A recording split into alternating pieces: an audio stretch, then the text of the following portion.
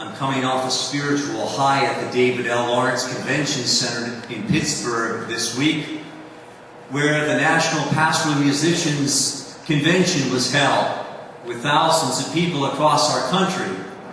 Many of the composers and artists and songwriters and the songbooks that we sing here in church were gathered there. They were there in 1991 in Pittsburgh, and in 1999 it was the 35th annual convention, and the theme was Renew the Face of the Earth.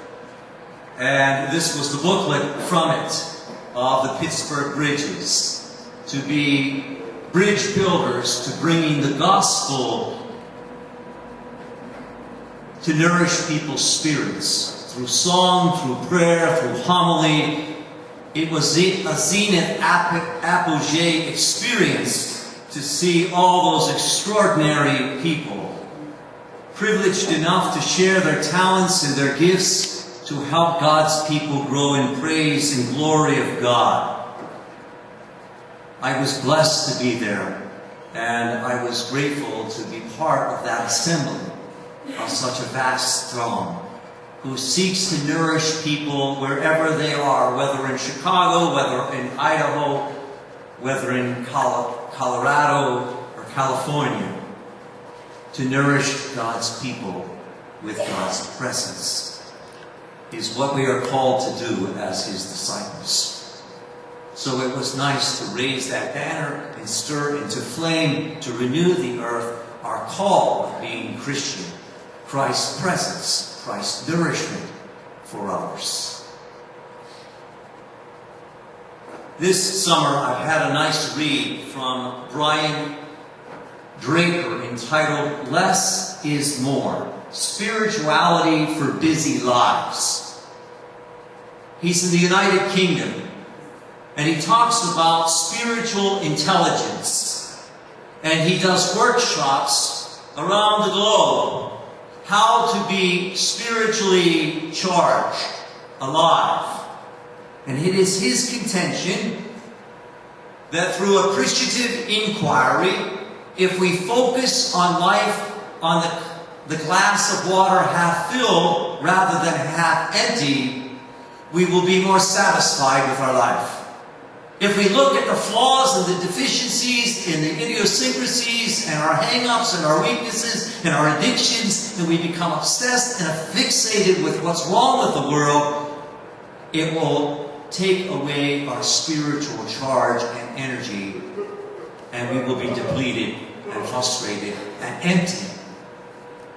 But if we look at seeking less rather than more, and it is his contention, built on Blessed Mother Teresa of Calcutta, which is the foundation of his book, the less you have, the more you give. The more you have, the less you give. Do you believe that mantra? Less is more, a spirituality for busy lives. I'd like to glean some of the insights of Draper's book at the beginning of my reflection this morning. We live in a world in the West where more, bigger, and faster is the mantra. We live in a frenetic, frenzied world with a blizzard of texts and tweets and emails. We live within a culture of breakneck world of work, to look busy, and if you aren't, act busy. We live in a world of consumerism, of endlessly more things, to keep up with the latest gadgetry, and to keep up with each other. The pressures and stresses of life are endless. We need to stop and to pause and breathe in and breathe out and say, where is my life going? But sometimes in the West we're programmed for more, to earn more, to buy more, to have more, to achieve more, to become more. And we become so fixated on this, where does it lead us? We're always on the run. We're constantly, perpetually dissatisfied. We're forever wanting more. And in seeking to get more, we have less. We have less peace. We have less reconciliation. We have less time for others. We have less wonder of life. We have less life. We need to drink in quality and not quantity of life. And the quality of life is to listen. To have time for God each day. To have time for prayer. To be nourished in prayer so that we'll listen to others. To their needs, their hopes, their fears and their longings. To listen, to ask somebody, how was your day today? What a miracle drug. How was your day today? I was glad you asked.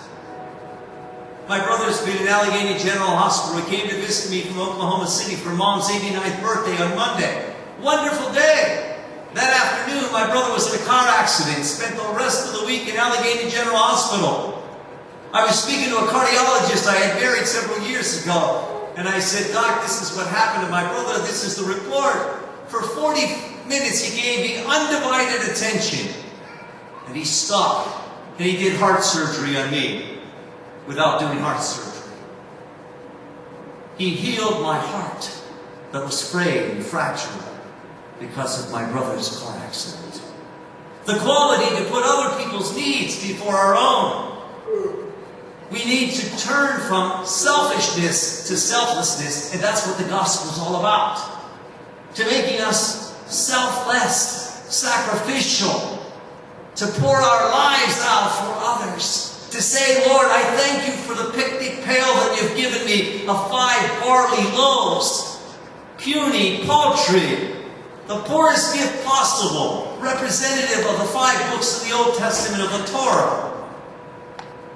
And 2 sardines, the smallest, cheapest, saltiest fish on the earth, which was representative of the Old Testament and the New Testament. That's all I have, this young lad says.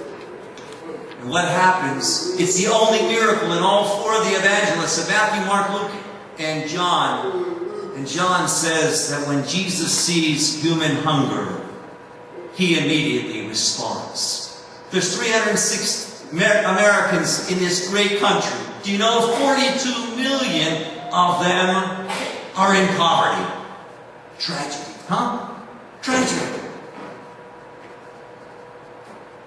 Right here in a first world country, people are so direly desperate just for manna, food, nourishment, that we take for granted. We need quality to read to our children at bedtime rather than checking out our phone texts or our messages or how important we are on the world scene. We need quality to invite our neighbors for a meal or a party or celebration to say, I've been blessed. Let's bring people together. What a gift. How important it is, friends. But oftentimes we compare and we compete with one another, and we focus on the gap and the gulf between us.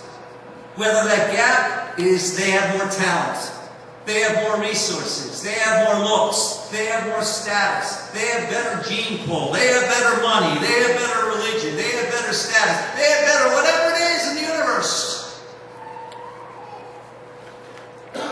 Well, I didn't compare well with somebody else. I'll never stand or measure up to their criteria. No, God put each of us on this earth to do our best, to the best of our ability. And nobody can do it better than us. The Lord isn't concerned so much about our roles. They mean nothing. Our titles mean nothing. Our status means nothing. Everything that means everything to the Lord is the Lord created us. That He has a plan for our life. And like 1 Corinthians chapter 13, verse 5, love keeps no records of wrongs, lest we ever forget.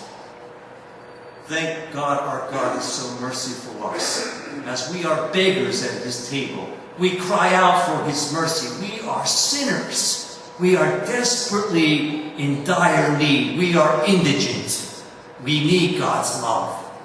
And Paul says God's love is poured out through baptism of the Holy Spirit as he's writing in prison to the community of Greece in Ephesus. And he says, here's a checklist if you want to know some criterion if you're living Christ's life. Live in a manner worthy of your Christian calling with humility, gentleness, and patience. Pursue unity and the Spirit and the bond of peace, and God will dwell with you and among you and in you. That the forces that unite us are stronger than the forces that divide us. That's what Paul's saying. No matter how mighty those forces are that divide us, within ourselves and outside of ourselves. Years ago in December 2006, my Aunt Rose in Salem, Ohio, she passed away. And I'd say about the last 10 years of her life, whenever you would come to Aunt Rose's house, she would say, "Take whatever you want. Don't leave my house without taking something, because it gives me joy to give away." And she said, "I'd rather see you take it while I'm alive than fight for it when I'm dead." And we knew what Aunt Rose was saying. There was joy in giving. And it brought blessing to her, and it brought blessing to us. That's what the gospel is all about today. All of us have our picnic pail. It may be one talent. It may be one gift. But the Jewish people believe that if you share your one gift with others and bring them to God, you bring the whole universe to God. One morsel. One act of love. One good work in Jesus' name. That Jesus says that on the last judgment of Matthew chapter 25, if you give somebody a cold cup of water who is thirsty in my name, you did it for me. We all offer different gifts to God today. And our gifts will be multiplied if we believe that Jesus offers us the finest wheat of the finest bread. He gives us himself in the sacrament of unity, to make the bonds of mutual love and service and caring and sharing with others, to bring peace to this world that is fractured, that we can walk in the path that we sang so beautifully this morning in Psalm 145. The hand of the Lord feeds us. He answers all of our needs. Is the Lord feeding us? Does the Lord tend to the cries of our whispers? This weekend marks my 4th anniversary here at St. Joseph. It comes and goes, but I don't take it for granted. It's a blessing, an honor, and a privilege to serve this faith community. I pray for each one of you each day that we continue to grow in God's image and his likeness. And I know God can do a lot with a little because I'm a little. But I have to put them in God's hands each day.